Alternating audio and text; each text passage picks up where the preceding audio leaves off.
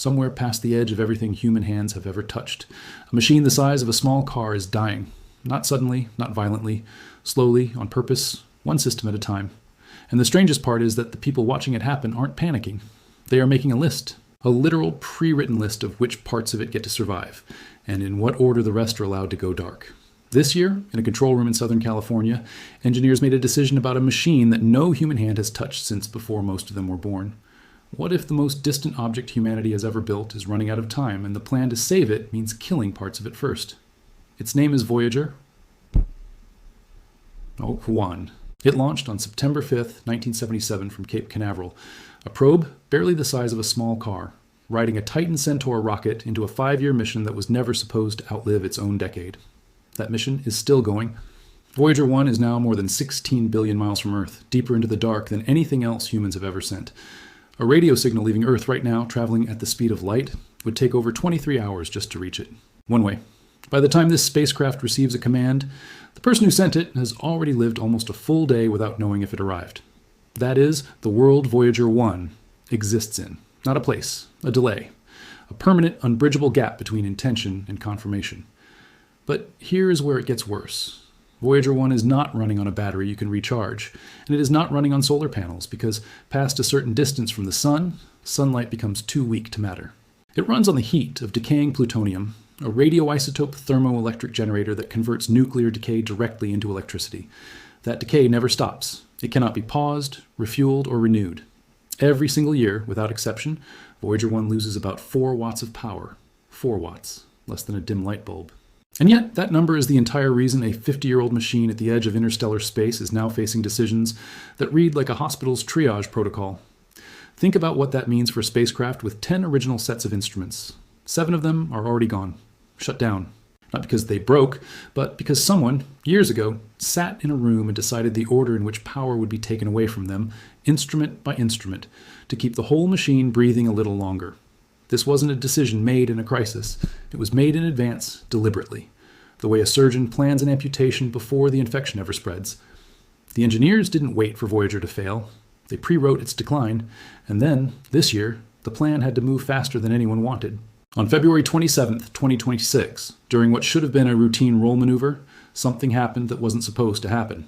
Voyager 1's power levels dropped unexpectedly, out of sequence, with everything engineers had modeled.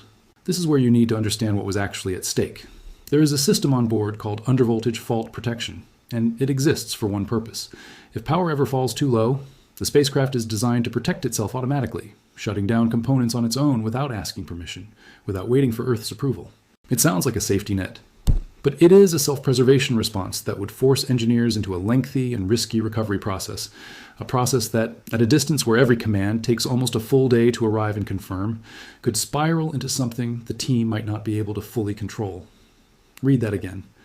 A spacecraft nearly forced itself into emergency shutdown at a distance where "we'll fix it tomorrow" isn't a sentence that means anything anymore. The team had one option left, and it wasn't a technical fix. It was a sacrifice. On April 17, 2026, mission engineers at NASA's Jet Propulsion Laboratory sent a command that took almost a full day to arrive, instructing Voyager 1 to permanently power down an instrument called the Low Energy Charged Particles Experiment, known as the LECP. This was not a broken part being replaced. This was a fully functional instrument, one that had operated almost without interruption since Voyager 1 launched in 1977, measuring low energy charged particles including ions, electrons, and cosmic rays originating from our solar system and galaxy. For nearly 49 years, this instrument had never stopped working. And on a single day in April, it was switched off, not because it failed, but because the machine carrying it was running out of things to sacrifice. This is not chaos. This is triage.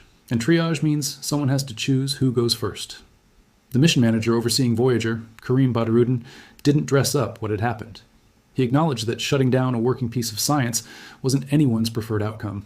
But at that point in Voyager's life, it was simply the least damaging option still on the table. Think about the weight of that sentence. This is a team that has spent decades keeping a 50-year-old machine alive across a distance so vast it borders on incomprehensible, and their best move, their smartest available play, was subtraction. Not innovation, not a breakthrough. Removal. But here's where the story deepens, because this isn't the first time Voyager 1 has stared down its own death. Rewind to late 2023.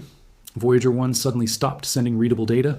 Instead of the structured streams of information it had transmitted for decades, ground control began receiving something that looked less like telemetry and more like a broken signal repeating the same pattern over and over, a kind of digital silence disguised as noise. For months, the spacecraft was technically still connected, still transmitting, but effectively speechless.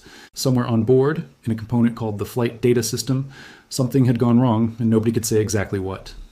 The call between Voyager and Earth was still open, but the voice on the other end had gone flat. It took a deep space network engineer, painstakingly comparing corrupted data against old records, to find the crack in the system. The engineer was able to decode the new signal and found that it contained a readout of the entire memory of Voyager's onboard computer, a kind of diagnostic snapshot buried inside what looked like gibberish. Somewhere inside billions of transmitted bits was the equivalent of the spacecraft quietly whispering its own internal state back to Earth, waiting for someone patient enough and skilled enough to notice. That decoding effort didn't happen because of some impossible AI breakthrough. It happened because a human being spent months listening closely to noise until the noise revealed structure. Engineers eventually traced the fault to corrupted hardware and rewrote the software to route around the damaged section entirely, restoring the spacecraft's ability to speak in full sentences again by the following year. Voyager 1 lived. But it had already shown everyone watching exactly how thin the line was between transmission and silence. And that's the part almost nobody talks about. This machine has already died once, functionally, and come back. And what happens the next time something breaks that engineers can't route around? Now overlay that history onto the present crisis, and the stakes stop being abstract. Voyager 1 today has only 2 remaining active science instruments left out of its original 10, a magnetometer that senses the magnetic fields threading through interstellar space, and a plasma wave subsystem that detects how those fields interact with charged particles drifting between the stars. That's it. 2 instruments, at the edge of everything, are all that remain of a machine that once mapped Jupiter's volcanoes and photographed Saturn's rings in unprecedented detail. And even those 2 are living on borrowed time, buying roughly 1 more year before the next hard decision has to be made. Here's the detail that should genuinely unsettle you. This spacecraft no longer has backups for critical systems. According to Voyager project manager Suzanne Dodd, in comments given to Ars Technica, everything on board is now single string, meaning there is no redundant system waiting in reserve if something fails. Some of Voyager's thrusters, the ones responsible for keeping its antenna precisely pointed at a planet it hasn't seen in nearly half a century, are already clogged from decades of use, and there is no replacement path if the remaining ones give out. This is a machine running with no safety net, 16 billion miles from the nearest repair shop, communicating through a delay so long that real time has stopped meaning anything. But here's where it gets worse. The team knows exactly how bad it could get, because they've already had a preview. In October 2024, a fault protection sequence triggered unexpectedly after engineers turned on a heater, and Voyager's primary transmitter shut itself off. For a period, engineers lost the ability to communicate with the spacecraft in its usual configuration and had to fall back on a secondary radio system that hadn't been used in that role since 1981. Think about that. A spacecraft designed in the 1970s had to reach back into its own oldest, most obsolete communication method just to stay in contact with Earth, because its modern system had tripped a safety switch it wasn't supposed to trip. Engineers eventually recovered the primary system and resumed data collection. But for a while, humanity's most distant machine was talking to us using a method it hadn't relied on in over 4 decades. This is the part where you have to sit with the math, because the math is the real antagonist of this story. Voyager loses 4 watts a year. That number never changes, never negotiates, never pauses for good behavior. It is physics, not policy. Every watt lost is a decision engineers eventually have to make about what stops functioning. And every decision they make buys time, not solutions. There is no scenario where Voyager 1 stops losing power. There is only a scenario where humans get better at deciding what to sacrifice and in what order to stretch out a countdown that was set in motion the moment the spacecraft's nuclear generator began decaying, back before most of the engineers currently working the mission were even born. Which brings us to the plan nobody expected. Something engineers are calling, quite literally, the Big Bang. The soda. It is not a weapon. It is not a metaphor for destruction. It is the code name for the most aggressive power-saving maneuver attempted in Voyager's entire operational history, a plan to swap out an entire cluster of powered components in a single, coordinated move, replacing some of them with lower power alternatives in the hope of buying the spacecraft years rather than months. The team isn't testing this on Voyager 1 first. They're testing it on Voyager 2, the safer, closer, slightly more power-rich twin, in May and June of 2026. If it works, and only if it works, Voyager 1 could attempt its own version of the same maneuver as early as July. Think about what that timeline actually means.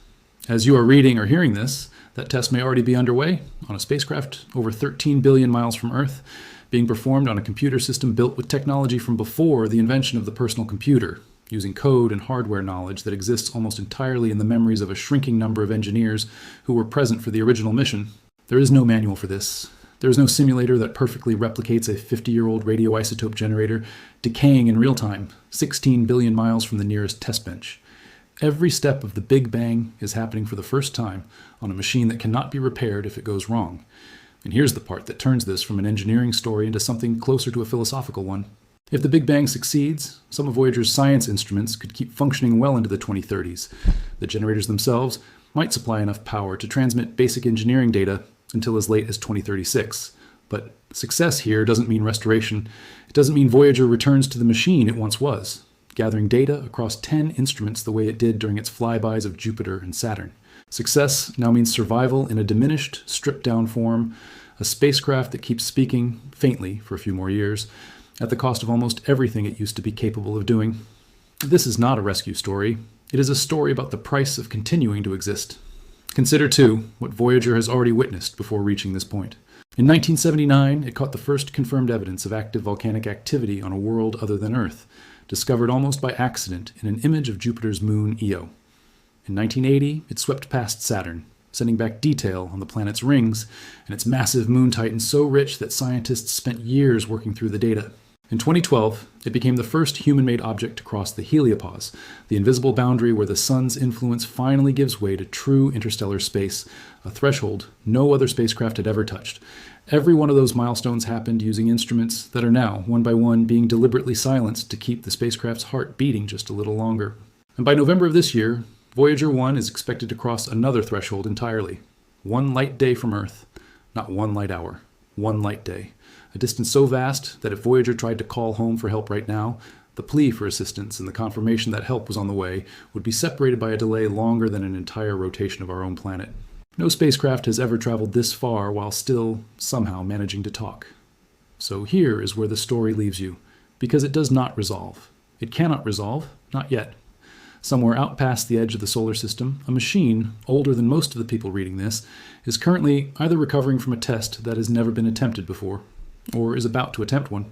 Nobody, not even the engineers who built the plan, knows for certain whether the Big Bang will extend Voyager's life into the next decade or accelerate the very decline it was designed to prevent.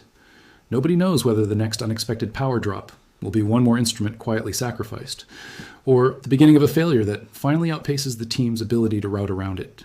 What we do know is this: humanity built something in 1977 that was supposed to survive 5 years, and instead, it has survived nearly 50. Watching civilizations experience wars, elections, revolutions in technology, entire generations born and raised, all while quietly drifting further into a silence that will eventually be permanent. The question that remains isn't really about plutonium decay curves or wattage margins. The question is, what happens to a species' sense of its own reach, its own permanence, the moment its farthest voice finally goes quiet for good? Is Voyager 1's slow, deliberate shutdown a controlled ending, engineered with care and foresight all the way to the final watt?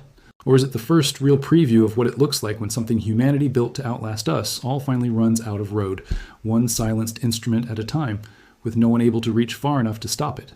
That answer is still being written, right now, in a control room in California, in a test happening on a machine you will never see, at a distance that makes right now almost meaningless.